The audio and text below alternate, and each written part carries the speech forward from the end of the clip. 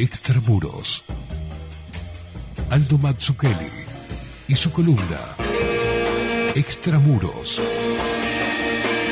en Bajo la Lupa.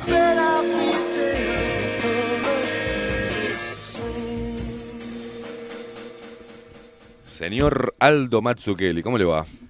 Ahí vamos. A la miércoles. Para que me diga, ahí vamos, Mazzucchelli. Pero me voy a ir tranquilizando a medida que Bueno, vayan pasando los minutos. Bueno, tómese un traguito de café jurado. El café ayuda mucho a tranquilizarse. Siempre es bueno ayúdame a vender, Aldo. Es un gran sedante, digamos. Ayúdame a vender, que si no estamos en el horno. ¿Por qué anda ahí más o menos? ¿Qué le pasa? Hay una ¿Qué parte nos trae históricamente totalitaria y criminal del espectro político uruguayo que se descolgó con un video hoy, o ayer, que como decía aquel, no lo vi y no me gustó, porque realmente no lo quise ver, sé lo que hace y lo que dice, usa muertos, imágenes, digamos, para tratar de sacar rédito político de los fallecimientos atribuidos a COVID. Y yo creo que la otra vez publicamos una nota en la revista y hace mucho tiempo que yo personalmente vengo discutiendo esto y me interesa volver a ponerlo. La izquierda y la derecha han sido abolidas. Ahora hay otros partidos que son, yo diría, el partido del miedo pandémico y el partido de la libertad, del otro lado, por llamarla de alguna forma, digamos. Y mucha gente piensa que si se suma al partido del miedo pandémico, eso le va a dar rédito político, es decir, va a llevar agua para su molino, digamos, ¿no? Es lo que piensa una parte de la izquierda uruguaya, es lo que piensan casi todos los ex colorados, que hoy son del partido del miedo, es lo que piensa una parte de los ex blancos, que son del partido del miedo. Y yo creo que se equivocan. Me parece que están haciéndole propaganda gratis a una iniciativa política global que es dictatorial, es totalitaria y es abiertamente criminal a esta altura, ¿no? Entonces, todas esas cosas es raro que no lo vean. Pero todo esto está enmarcado en una decadencia general civilizatoria. Es decir, esto pasa, digamos, porque es lo que hace una civilización cuando está muriendo. Es decir, yo creo que no se dan cuenta no están viendo las consecuencias de lo que se está haciendo, de lo que se hizo este año, de lo que se está haciendo ahora mismo, ¿no? Y para mí, digo más, cualquier político, venga del bando que venga, digamos, ¿no? Que se oponga a esto y que trate de poner un poco de claridad. Además es mi aliado. A mí no me interesa de dónde venga. Si es ruso o chino, es mi aliado también. Obviamente los que piensan con idea del siglo XX se van a enojar con esto que digo. Y los que piensan con idea del siglo XIX ni le digo, ¿no? Que hay un montón. Sí. Que tienen un esquema mental que lo armaron en 1850 o 70. Por eso estoy haciendo mucho hincapié en esa palabra que se puede tomar como quiera, ¿no? Pero desprogramar. Y por eso cuando uno dice tal político está haciendo las cosas bien, no es porque sea colorado, blanco o del frente, es porque está de mi lado en esta discusión. Perfecto. Que es me explico, o sea, y eso es lo que ahora lo dije de otra manera, pero siempre estoy tratando de decir lo mismo, que es si razonamos con la inercia de los partidos políticos y de los clivajes ideológicos antiguos, no estamos viviendo en el presente, estamos viviendo en el pasado y tratando de proyectar el pasado sobre el presente para que funcione. Hay gente que tiene 2 destornilladores nada más, tiene Philips y de paleta, digamos. Y a todo le aplica, dice, esto no es Philips, tiene que ser de paleta. ¿Por qué no tirás todo eso, digamos?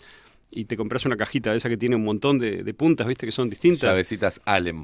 Un montón. Hay un montón, en realidad, usted debe saber que hay un montón de formas, digamos, de cabezas, ¿no? Sí. De destornillador. Bueno, porque esto, realmente a esta altura es muy claro que es una guerra global, ¿no? Que se desató, no en todo el mundo, se desató en Occidente, sobre todo, claro, digamos. Bueno, que ese es el problema. Y donde yo creo que el discurso de pánico y mentiras, ¿no? Que se construye encima de la enfermedad, esa es el arma. El discurso de pánico y mentiras que se construye encima de la enfermedad. Estoy pensando cada palabra que digo, ¿no? Sí. O sea, y por eso creo que, digamos, ¿cómo se combate eso? Intentando desarmar ese discurso. Usted decide de los datos. Yo traigo a veces algunos datos. La columna pasada me pasé capaz un poco de datos, pero lo fundamental no son los datos. Los datos hay que ponerlos en su medida justa, digamos, ¿no? Es como los venenos, un poquito a veces te puede curar. Pero lo fundamental es entender el gran esquema y el relato y cómo ese relato funciona. Que eso es lo que estamos tratando de una y otra vez relativizar. No hay exceso de muerte en Uruguay en 2020, por ejemplo. No. Eso supongo que ya lo habrá informado, porque Sí. es un dato muy extremadamente importante. Sí. Eso es curioso, tuvimos una Estamos pandemia. esperando a julio lo formal, porque por ahora... No, están los datos, ¿no? Sí. El número final está. Sí, pero de 2020. yo quiero esperar a ver cómo Bien. lo comunican en julio. Perfecto. Me voy a aguantar hasta ese mes, ¿sabe, Aldo Mazzucchelli? Porque es importante ver cómo comunican esto. Sí. Yo creo que esa movida global está intentando hacer retroceder lo humano de la humanidad. Es decir, haciendo crecer lo automático, lo robótico, lo transhumano, el ¿qué tengo que hacer para ganar más? Hago lo que haya que hacer para ganar más. Y fíjese que una ideología siempre es lo mismo, ¿no? Es decir, siempre se agarra lo que me pasa a mí y se intenta generalizarlo y convencer a la mayor parte de la gente que se pueda de que es lo que les pasa a ellos.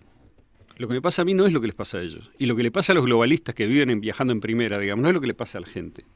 Pero la gente está defendiendo su proyecto, digamos. Esto es una conspiración. ¿Cómo hace una conspiración si está publicado en todas las esquinas, digamos? Está volanteado por todo el mundo. ¿Por qué no compran el libro de Schwab y lo leen? Léanlo. O sea, no es ni siquiera es demasiado largo. Estos globalistas que o bien son unos megamillonarios, digamos, que ya están despegados de la realidad completamente,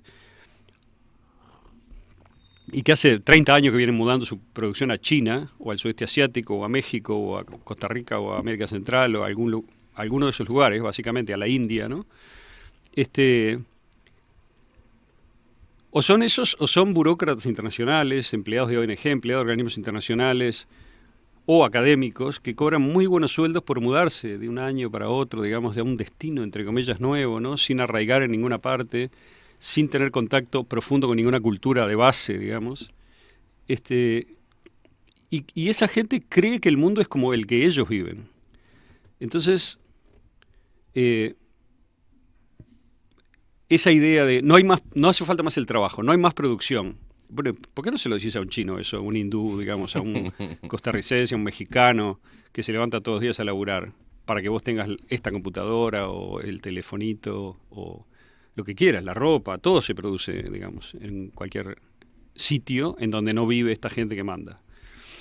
En Occidente, digo, ¿no? Entonces, eso, en ese mundo, vamos a decir, inventado de toda esta capa de gente que está dirigiendo el discurso que estamos viendo, todo es ecología, que no les cuesta nada y no es nada, budismo falso, que en realidad no están comprometidos con él de verdad, ni comida gourmet, ropita cool, digamos, actitud cool, y una necesidad desesperada de sentirse que son mejores que los demás también, que es muy notable, ¿no? Porque todo su discurso es moralista. Y es como dicen los yanquis, paying lip service, o sea, le pagan servicio con los labios, con la boca, digamos, a las cosas, ¿no? Es decir, están, o virtue signaling, como dicen también, señales de virtud, dando señales de virtud todo el tiempo. No es virtuoso dar señales de virtud, ¿no? Que tu mano derecha no vea lo que hace la izquierda, decía el Evangelio, ¿no? O sea, en cambio estos publican en Twitter cada cosa que hace la mano derecha, digamos, sí. ¿no? Y sobre todo cuando es mentira, que es la mayoría de las veces, ¿no? Bueno, entonces... ahora, una cosa que yo noto también, ese mundo que está haciendo discurso no puede producir un puto líder, no pueden producir un líder, no tienen ningún líder. Son típicamente como ese video que apareció hoy, anónimo, es decir, tiro la piedra y escondo la mano. Son esos ratas anónimas de Twitter que están todo el tiempo hablando, digamos, y criticando y exigiendo cierres y más cierres, como si los cierres hubieran funcionado en algún lado. La pregunta es, decime dónde funcionaron los cierres. Mostrame dónde los encierros generaron un mejor resultado. Cri. No hay una demostración. La demostración es todo al revés, digamos. Todos los lugares con los mayores cierres son los peores números. ¿Qué saca de ahí? Pero es bastante fácil, ¿no? Es decir, esto es un discurso armado para producir muertos, para generar un cambio político. Simple. Es así. Y los países que se negaron al principio a bailar esa música son los que están peor ahora, después que se empezó a vacunar.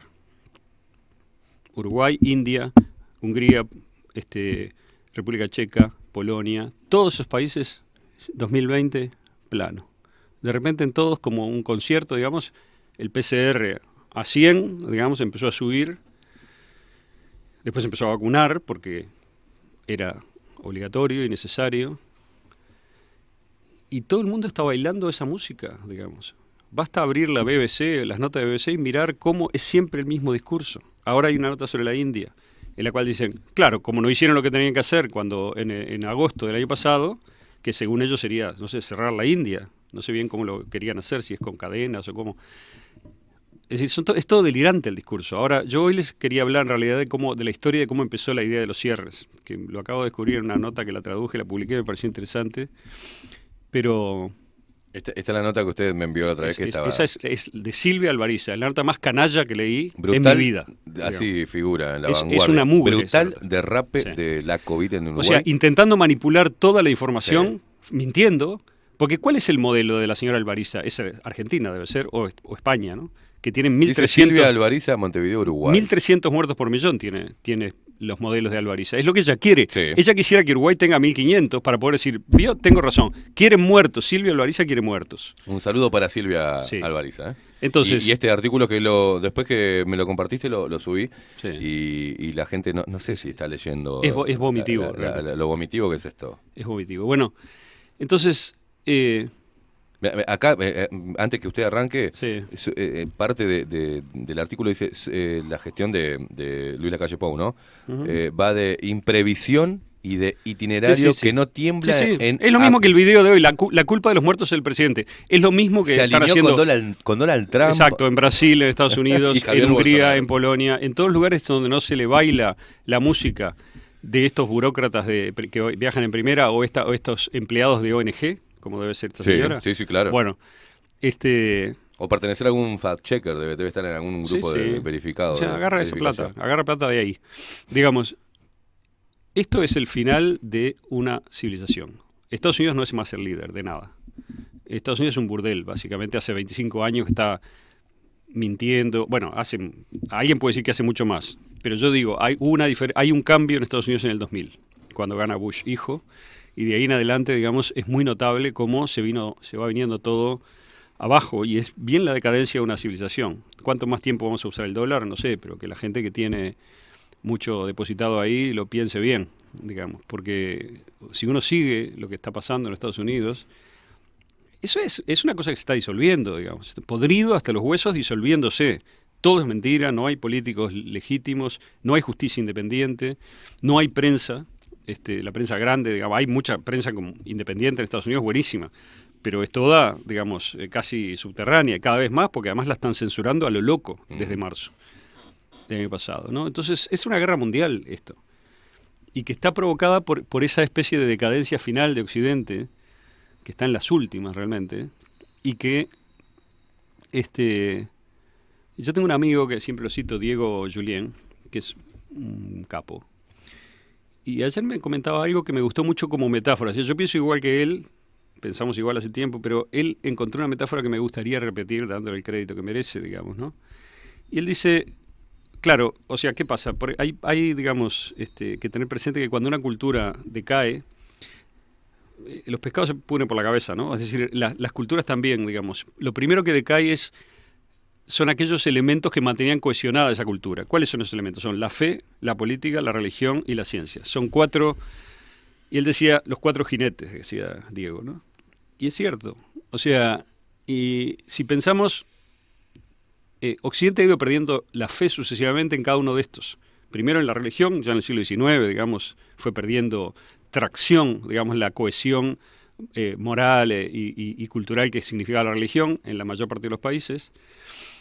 Después la política, acuérdese en los años 60, por ejemplo, ¿no? Todo el discurso de son todos iguales, digamos, la política que terminó con la dictadura en Uruguay, ¿no? O sea, uno de los elementos centrales de la descreencia en la política es la destrucción del sistema político, en donde se obtiene generalmente algo que es bastante peor de lo que teníamos antes. Pero bueno, ahora eso ya está instalado, ¿no? Y yo pienso que la mayor parte de nosotros ya tomamos como un dato de que la mayor parte de lo que dicen los políticos es mentira, pero eso es muy grave para una sociedad. Por eso digo que está en decadencia. Tercera, la economía, ¿no? O sea, en el 2000 La crisis argentina del 99, 2001, primero Brasil, después Argentina, después Uruguay en 2002, Estados Unidos en el 2008, la crisis, estoy citando algunas, hay muchas más, ¿no? Digamos, y hubo muchas más, pero estas son las que nos afectaron. Las más cercanas. Las que nos afectaron más directamente. Pero todo eso pasó también un mensaje que fue, no puedes confiar en los bancos, te afanan, digamos, pones tus ahorros de toda la vida. Yo tenía amigos en Estados Unidos que tenían su jubilación, digamos, era como una especie de AFAP, para decirlo rápido, era ahorro propio, digamos, puesto en una cuenta, digamos, ya funciona distinta la jubilación. Perdieron $1 millón en un mes, ¿no? O sea, lo que tenían para jubilarse, digamos, con la crisis del 2008. Oh. Entonces, y eran gente, profesores de universidad, no eran ricos, ¿no? Digamos. Y ahora, ¿qué nos queda? El último jinete, que es la ciencia, ¿no? Con C grande. Eso es lo que está ahora en cuestión. Porque cuando la gente que está defendiendo el discurso único de la ciencia y aplaudiendo la censura de los que lo criticamos, y me refiero sobre todo a los científicos que de adentro critican, no tanto yo que soy un divulgador, digamos, ¿no? O sea, un lector a lo sumo, y que me ocupo más bien de las narrativas, más que de los datos duros. Los datos duros son los que los científicos de verdad proponen, ¿verdad? Cuando esa gente que está defendiendo esa ciencia con mayúscula, que está gritando todo el día en Twitter, exigiendo encierros, puteando extramuros, puteándote a vos, o sea, generando veneno, ¿verdad?, en la sociedad.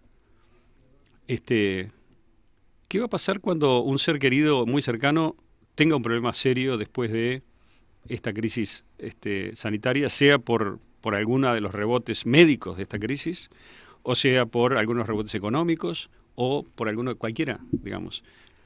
¿Cuándo se van a dar cuenta de que están terminando de destruir? Bueno, yo pienso que es inevitable y que sí, efectivamente se va a terminar de destruir la fe en la ciencia también. Ese es el último jinete que tiene que caer, digamos, ¿no? Cuando se revele toda la podredumbre, toda la mentira, digamos, ¿no? El PCR es una mentira. El CT del PCR es usado a propósito para generar falsos casos. ¿Eso quiere decir que todos los casos son falsos? No, ya lo dijimos muchas veces. O sea, pero yo no entiendo cómo el gobierno no controla eso. Está haciendo el caldo gordo a Silvia Alvarice y a la gente que le está destruyendo la credibilidad que podía tener. Cada muerto cargado con el PCR al COVID es del gobierno desde ahora por esto que está haciendo. Y ahí identificamos a los operadores, y voy a nombrarlo, a Aldo Silva, es eso que dejó deslizar por ahí. Lo que dijo, que todos salieron ahora a defender a Aldo Silva, pero lo que dijo fue que la cifra de los muertos la del presidente. Más palabras menos fue lo que dijo. De ahora en más que el presidente se encargue de dar la cifra de los muertos. Entonces, cuando Aldo Silva dice eso, si uno ve sumado al video que usted lo hizo calentar, a este artículo que culpan a Luis Lacalle Pou por las muertes, por la escalada de muertes, donde lo comparan con Bolsonaro, Donald Trump, la ultraderecha, rancia, es el mismo trabajo que hicieron con Bolsonaro. Es siempre lo mismo, es el partido de la pandemia global, criminales que quieren instalar una dictadura y hacer que la gente dependa del Estado y hacer que todo el mundo pase a funcionar con una renta básica, y esa gente, todos estos alcahuetes y empleados, digamos, van a ser dejados de lado también. Ellos creen que tienen lugar en ese futuro, digamos. Que están afilando su propia guillotina. Exacto. Entonces, yo diría, cuando queden claros los efectos de toda esta realidad virtual en la cual estamos, ¿no?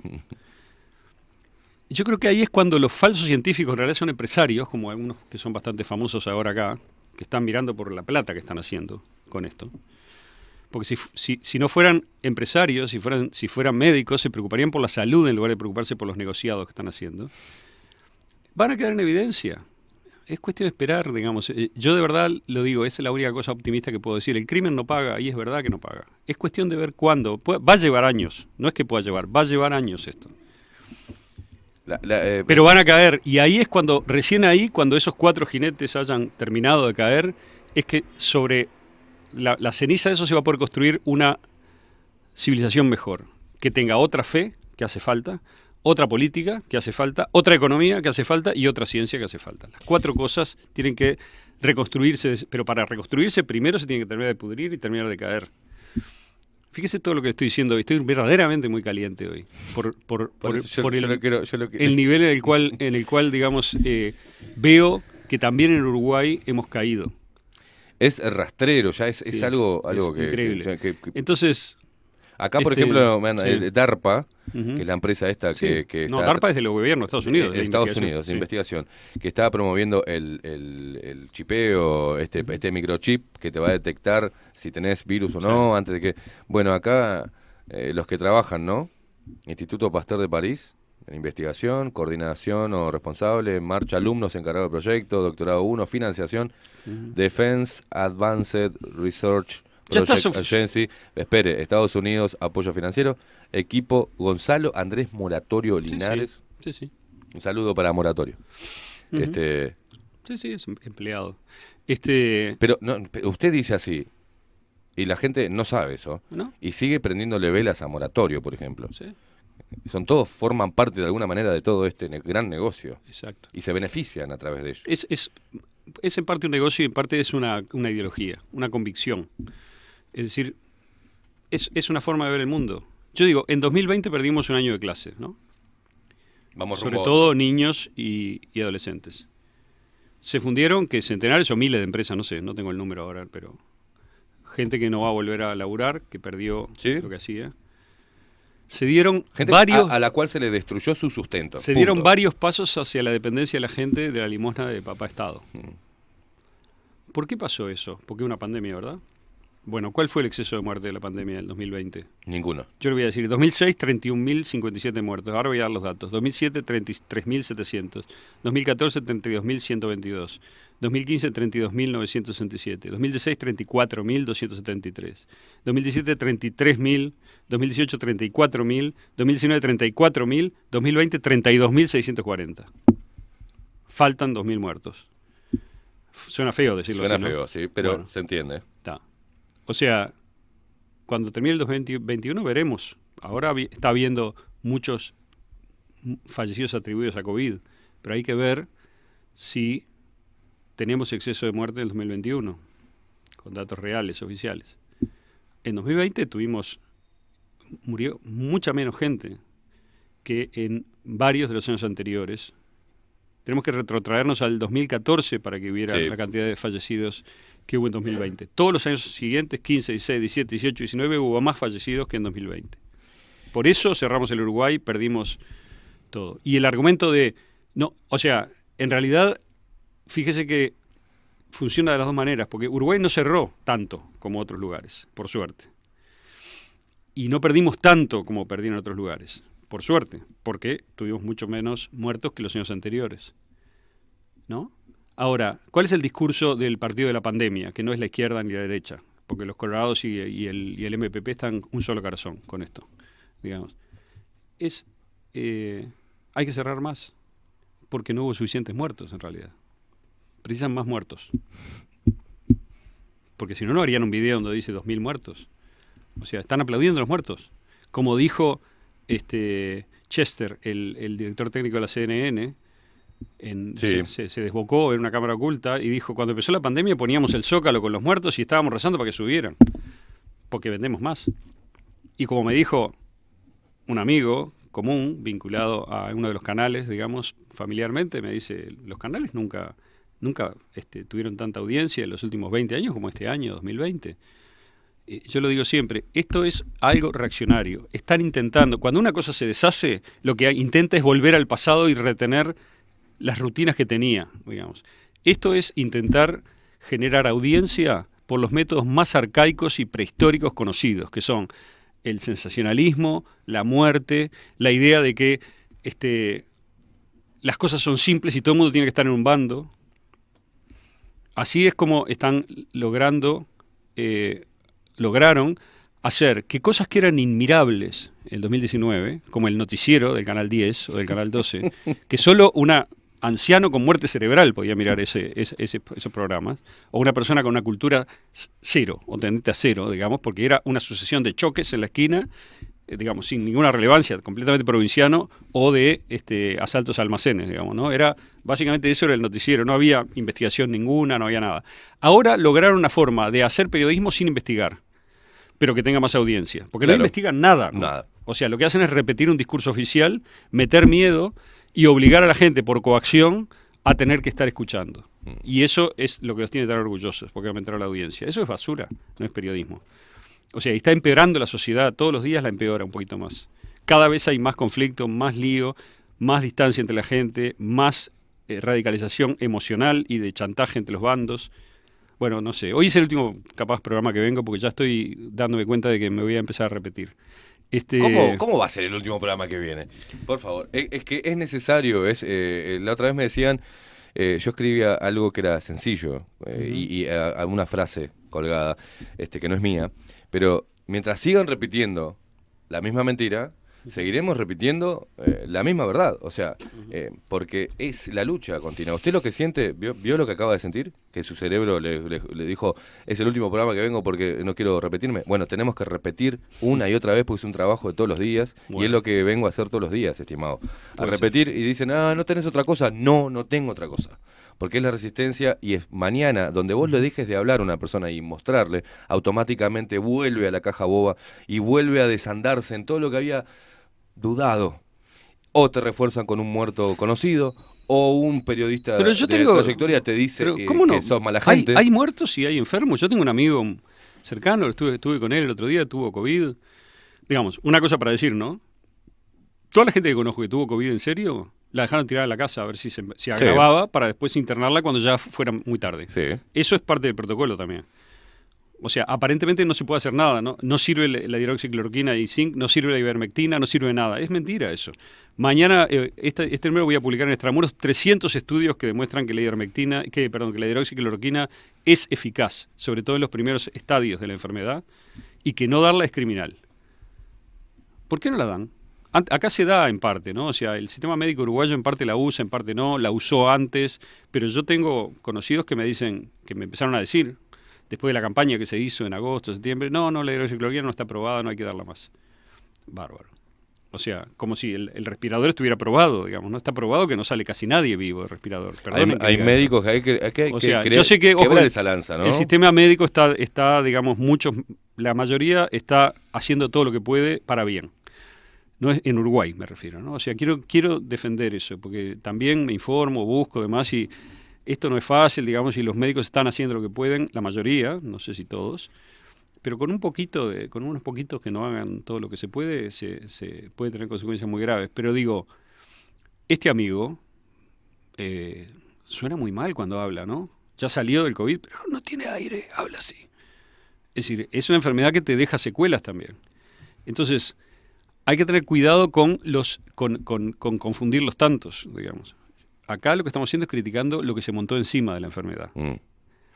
Si lo hubieran montado encima del cáncer, diríamos lo mismo. Si lo hubieran montado encima de la gripe, diríamos lo mismo. ¿Ok? Pero en ningún caso diríamos que no existe el cáncer o que no existe la gripe. ¿Qué opinas del artículo del Observador acá, que habla de AstraZeneca, que unas 8.000 personas agendadas cancelaron su turno para recibirla el fin de semana? Y si AstraZeneca está cancelada en varios países. Pero eso probablemente sea la guerra interna entre vacunas. Pfizer está haciendo una guerra contra AstraZeneca para vender más vacunas. La gente cree que la vacuna de Pfizer no tiene efectos secundarios ni tiene problema ninguno. Es lo mismo. O sea, son diferentes modelos de vacuna. Todos tienen, si la gente investigara realmente, yo no voy a meterme en eso. El que se quiera vacunar, que se vacune y que se haga cargo. Yo pienso que la gran mayoría de las vacunas no le van a hacer nada a nadie al principio, pero no sabemos lo que va a pasar a mediano y largo plazo. Porque no hay información. Si alguien me dice que sabe, es falso. O sea, yo le digo, vos no sabés, tenés fe. Fenómeno. O sea, suplantaste la fe en una cosa maravillosa por la fe en Pfizer, me parece bien. O por la fe en el Canal 10. O en los que censuran todos los días, o en los fact-checkers. Esa es tu fe, en Reuters tenés fe. Sos parte de la iglesia de Reuters, digamos. No he podido chequearlo aún, pero diferentes fuentes políticas también, como todo, cuando haces periodismo tenés tus diferentes fuentes. En todos los partidos políticos sí parece que también esto forma parte de lo que acabas de decir, pero con algún trato especial, casi monopólico de Pfizer sobre las otras vacunas en Uruguay, ¿no? Sí. Que era parte, ahí ya argumentan, la confidencialidad. Eventualmente se verá, digamos, ya le digo, el cuarto jinete tiene que caer también. Y es la fe en la ciencia. Le estoy diciendo la fe en la ciencia, no la ciencia. No la ciencia. La ciencia no va a caer. La fe en la ciencia va a caer y los negociados y el comercio eventualmente tiene que ser reformado. Y la gente se va a dar cuenta. Ahora, alguien me puede decir, pero no cayó ni la religión corrupta, ni la economía corrupta, ni la política corrupta. ¿Por qué va a caer la ciencia corrupta? Bueno, puede ser que no caiga todavía, pero es muy diferente, digamos, la relación que tiene la gente con cada una de esas cosas a partir de que se da cuenta de cosas, y es el paso previo a reformarlos para bien. Son procesos históricos, llevan siglos, décadas. No es una cosa que va a pasar mañana, digamos, pero conviene verlo, ¿no? Y pararse bien frente a eso y seguir tratando de investigar por sí mismo, pensar por sí mismo, lo que decimos siempre, ¿no? Y tomar decisiones que hagan consistente lo que uno dice con lo que uno hace. Aldo, nosotros hemos hablado, hablamos mucho fuera de micrófono cada vez que venís, y hoy tenemos el gran problema, uno de los graves problemas, que hace tiempo que lo venimos viendo, es que no haya periodismo independiente, o que haya un periodismo que no se enfrente como se debería enfrentar ante evidencias claras y contradicciones que parten los ojos. Y vos me hablabas de parte de tu historia, de qué significó hacer periodismo independiente en Uruguay, por ejemplo.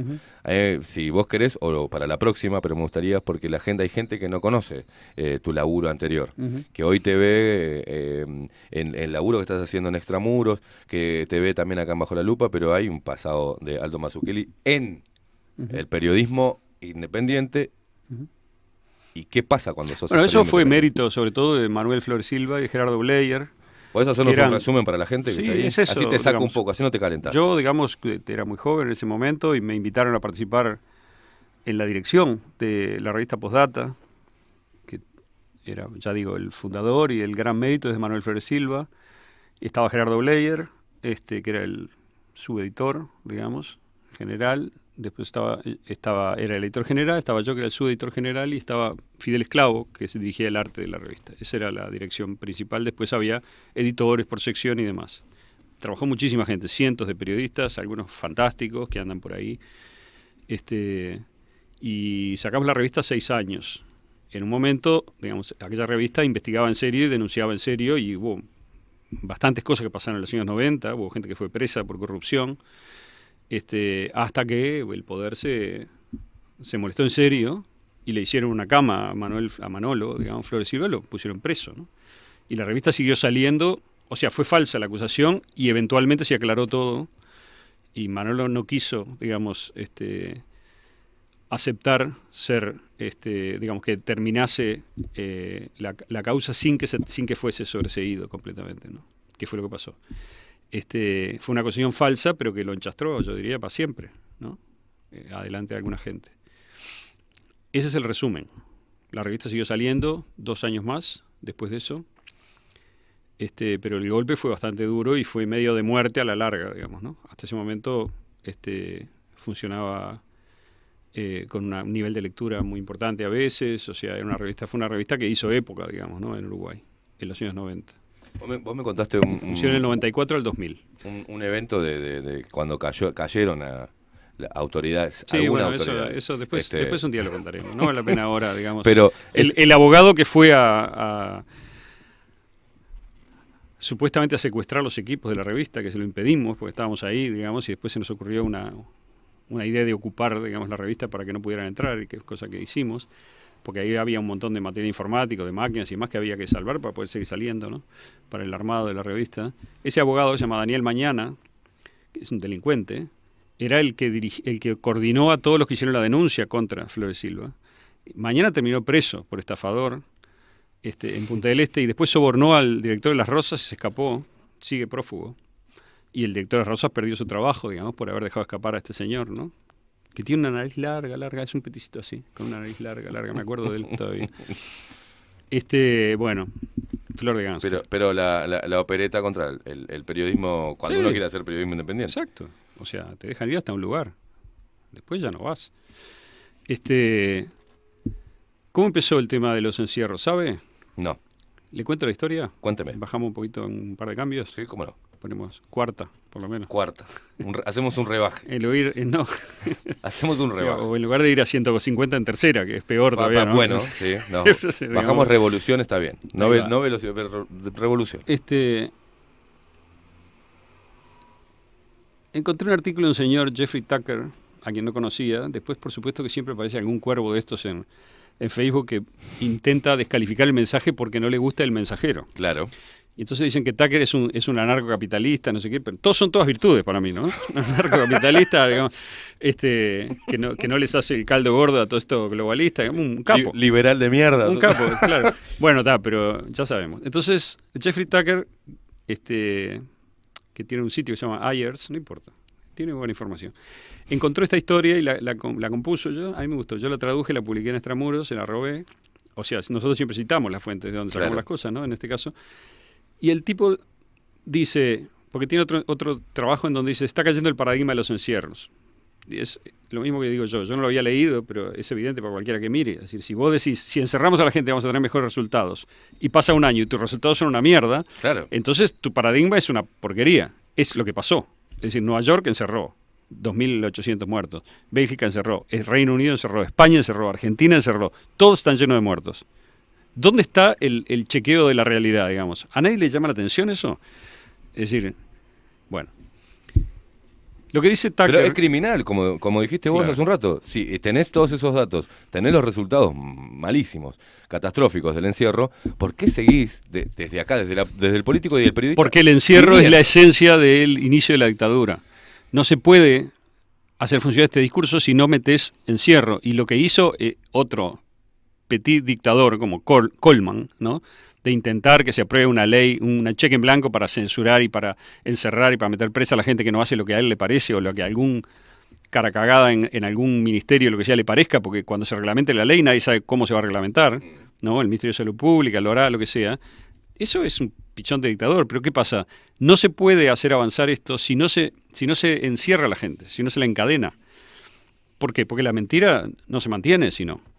O sea, si vos no seguís cerrando y ves que tenés la misma cantidad de fallecidos, que son muy pocos,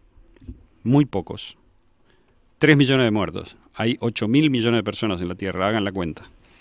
Quiero salvar un error, me equivoqué la semana pasada, porque empecé a dividir por 10 y me comí una división, o sea, hasta yo mismo no podía creer que fueran tan pocas las camas de CDI que están ocupadas. No es el 0,15, es el 0,0015. Hay que dividir por 10 lo que dije, digamos. Es 10 veces menos de lo que dije yo, incluso. Bueno, ayer eso me decía Pablito Boraño, que la columna de ayer de Historia, hablando en la ventana, me decía eso.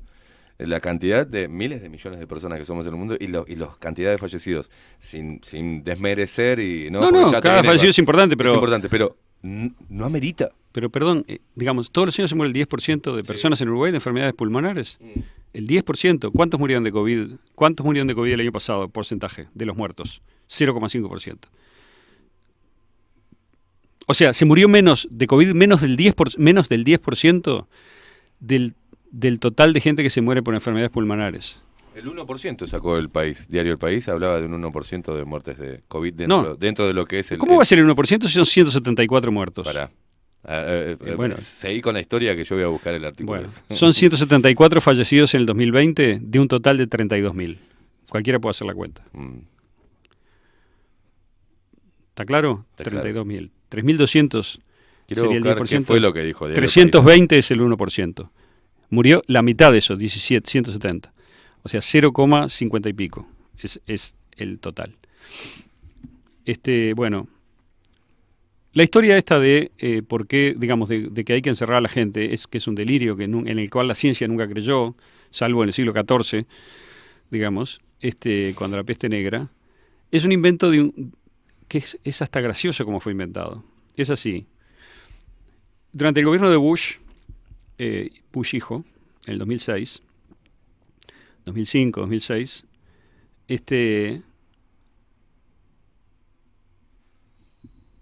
se venía la amenaza de la gripe aviar, que después no fue nada, pero parecía, digamos, que iba a ser importante. Y el New York Times, el 12 de febrero del 2006, sacó la siguiente mención. Dijo, si la gripe aviar se vuelve pandémica y el Tamiflu y las vacunas siguen escaseando, los expertos dicen que la única protección que tendrá la mayoría de los estadounidenses es el, comillas, distanciamiento social. Aparentemente es la primera vez que se mencionó el término en un medio de prensa, que es la nueva forma políticamente correcta de decir cuarentena. Pero el distanciamiento también abarca medidas menos drásticas, como llevar mascarillas, no entrar en los ascensores y el saludo con el codo. Increíble.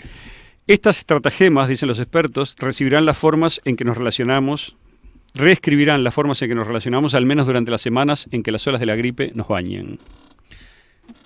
Bueno, la gripe aviar del 2006 no llegó a mayores, no pasó mucho. No fue muy financiada. Pero en ese momento Bush, hijo del presidente, se puso a mirar sobre la gripe de 1918, que esa sí que fue grave, y tuvo resultados catastróficos. Y entonces encargó a un grupito de gente, a dos grupitos en realidad, que le presentaran posibilidades de tratamiento. O sea, que estudiaran qué había que hacer si venía una pandemia como esa. Entonces, esos dos grupos fueron, por un lado, dos médicos del gobierno federal, Richard Hatchett y Carter Mecher. Hatchett quiere decir achita, ¿no? La chita, ¿no? Bueno, se reunieron y empezaron a investigar una posibilidad delirante, que era decirle a los estadounidenses que se quedaran en casa sin ir al trabajo ni a la escuela la próxima vez que el país se viera afectado por una pandemia mortal. Otro grupo, que estaba vinculado al Departamento de Defensa, también investigó y se unieron esos dos grupos de investigación. ¿Y qué pasó? Un científico que estaba en uno de los dos grupos lo que se llama, Sandia, en realidad es Sandia National Laboratory, es un laboratorio de investigación en Estados Unidos que depende del gobierno, le pidió a la hija, que era una liceal, pero que sabía programar, empezaron a discutir un poco a ver qué pasaría si se podía calcular, hacer un modelo matemático de cómo los contagios se podrían distribuir en una sociedad. Y la muchacha, que ahora se resiste a ser entrevistada porque no tenía ninguna experiencia de nada, ni era médica, ni era epidemióloga, ni sabía nada de epidemias, pero programaba, y el padre, que tampoco era epidemiólogo ni era nada, era un científico de computadoras, le pidió, se llama Laura Glass. Entonces Laura, con algunas indicaciones de su padre, ideó una simulación por ordenador, famosas, ¿no? De esta tenemos muchas últimamente, que mostraba cómo interactúan las personas, según ella, digamos, sin ninguna demostración, es nada más que una cosa en el aire. Y lo que ella creyó ver era que los escolares entraban en contacto con unas 140 personas por día y que eso era más que cualquier otro grupo, con lo cual, si se encerraban los escolares, se iba a frenar el contacto social. De ahí viene la idea de distanciamiento. Entonces, cuando estos lunáticos, porque Hatchett era ninguno de los dos era epidemiólogo, uno era un oncólogo y el otro era un médico intensivista, digamos, que estaban los dos como burócratas asesorando al gobierno, tampoco estaban trabajando directamente como médicos. Y entonces se prepara un paper, ¿no?, en el cual a esta muchacha le dan un pequeño crédito por la simulación que había hecho, que se llama Diseños de Distanciamiento Social con objetivos concretos para la influenza pandémica, o sea, para la gripe pandémica, en el 2006. Propuso todo esto que estamos viendo ahora, fue el primer documento. Eso lo recibió la comunidad científica, que entendía, científicos en serio, epidemiólogos, además se murieron de la risa y dijeron, esto es un delirio. Voy a leer porque es muy interesante ver qué pasó, ¿no? Y hay un médico, el doctor Henderson, que fue el que escribió, digamos, la refutación más elocuente, de la cual que vale la pena leerla, ¿no? El New York Times ya lo reportaba en aquella época, decía, el doctor Henderson está convencido de que no tenía sentido obligar a cerrar las escuelas o suspender las reuniones públicas. Los adolescentes se escaparían de sus casas para pasar el rato en el mall, los programas de comedores escolares cerrarían y los niños pobres no tendrían suficiente para comer, el personal de los hospitales tendría dificultades para ir a trabajar si sus hijos estuvieran en casa. Las medidas adoptadas por los doctores Mecher y Hatchett provocarían una importante alteración del funcionamiento social de las comunidades y darían lugar a posibles problemas económicos graves. Y la respuesta de Henderson era dejar que la pandemia se extienda, tratar a las personas que enfermen y trabajar rápidamente para desarrollar curas, vacunas, etcétera, para que vuelva a aparecer. Bueno. Y D.A. Henderson es el médico, es el autor principal de un documento de refutación de la idea esta del distanciamiento social, una refutación científica que se publicó en 2006 también. Y quiero hacer un pequeño comentario al margen de investigación. El documento está firmado por 4 epidemiólogos. Uno de ellos se llama Thomas Inglesby. Es el que dirigió el evento 201. No, pero fíjate que es al revés, ¿no? O sea, él estaba en el 2006 combatiendo la idea de que a la pandemia se la combatía con distanciamiento social. Yo voy a decir una cosa. Yo en el evento 201 no vi, y lo miré bastante, no vi recomendación de distanciamiento social particularmente. Hay otras cosas, hay una recomendación de censurar la prensa, eso sí hay. Y hay un foco muy fuerte, obviamente, en generar una alianza entre el globalismo, entre los organismos internacionales, las grandes corporaciones y los gobiernos locales, sí, para tener un discurso único y un combate único. Pero no se habla, que yo recuerde, por lo menos, de las medidas. Eso es una cosa que apareció después. Y quizá Inglesby no estuviera de acuerdo, pero bueno, lo menciono porque para ser justo con él también, que está ahí. Bueno, entonces Henderson decía, todos estos autores decían en su trabajo de refutación de 2006, decían, no hay observaciones históricas ni estudios científicos que apoyen el confinamiento por cuarentena de grupos de personas posiblemente infectadas durante periodos prolongados para frenar la propagación de la gripe. Es decir, no hay pruebas de que eso funciona. Es difícil identificar circunstancias en el último medio siglo en las que la cuarentena a gran escala se haya utilizado eficazmente en el control de cualquier enfermedad. Las consecuencias negativas de la cuarentena a gran escala son tan extremas: confinamiento forzoso de las personas enfermas con las sanas, restricción total de la circulación de grandes poblaciones, dificultad para hacer llegar los suministros críticos, medicinas y alimentos a las personas que se encuentran dentro de la zona de cuarentena. Esas dificultades son tan extremas que esta medida de mitigación debería ser eliminada de toda consideración seria. Eso decían estos científicos de verdad en el 2006. La cuarentena domiciliaria también plantea cuestiones éticas. La aplicación de la cuarentena domiciliaria podría hacer que las personas sanas y no infectadas se vieran expuestas al riesgo de contagio por parte de los miembros enfermos del hogar. Se podrían recomendar prácticas para reducir la posibilidad de transmisión, lavarse las manos, mantener una distancia de 1 metro de las personas infectadas, etc. Pero una política que imponga la cuarentena domiciliaria impediría, por ejemplo, enviar a los niños sanos a quedarse con sus parientes cuando un miembro de la familia enferme.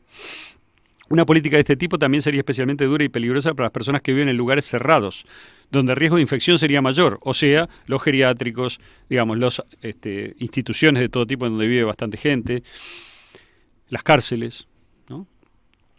Las restricciones a los viajes, igual que el cierre de los aeropuertos y el control de los viajeros en las fronteras, han sido históricamente ineficaces, decían los científicos. El grupo de reacción de la OMS llegó a la conclusión de que el cribado y la puesta en cuarentena de los viajeros que entran en las fronteras internacionales no retrasó sustancialmente la introducción del virus en las pandemias pasadas y probablemente será aún menos eficaz en la era moderna. Puedo seguir y seguir, no vale la pena. Yo lo que digo es, todos los que están gritando ahora cuarentena, cierre, son iguales que los delirantes que inventaron esta idea y que fueron refutados en el 2006 por científicos de verdad. ¿Cómo puede ser que esto se haya impuesto en el 2020? La explicación que sugiere Tucker es muy simple. Dice, bueno, varios de estos lunáticos ocupan posiciones de decisión, como por ejemplo Fauci y otros lunáticos de este partido, digamos, de los encierros, que acaban de demostrar, porque tuvieron 1 año para aplicar su teoría, que es un desastre su teoría. No funciona. Pero, sin embargo, es el único argumento político de los que están haciendo oposición ahora. Lo único que gritan es más cierres, más encierros. Y si tenemos muertos ahora es porque no cerramos más. Eso es lo que dicen. ¿Dónde está la demostración? No está. Bueno. Aldo Mazzucchelli, un placer. ¿Se le fue un poco? Pero nos basamos para la gente que dice, ¿quiénes son estos que vienen acá a contradecir a los acá científicos? Les digo, Henderson, Inglesby, etcétera, etcétera. Recogemos. Está en Extramuros, lo pueden ir a leer. Están los 2 papers originales que también los publiqué. Están en inglés, pero... Recoger la voz de otros científicos es parte de mostrar todas las campanas que tiene que hacer el periodismo. Increíble que no lo esté haciendo. Aldo Mazzucchelli, un placer. No se caliente. Nos vemos la semana próxima.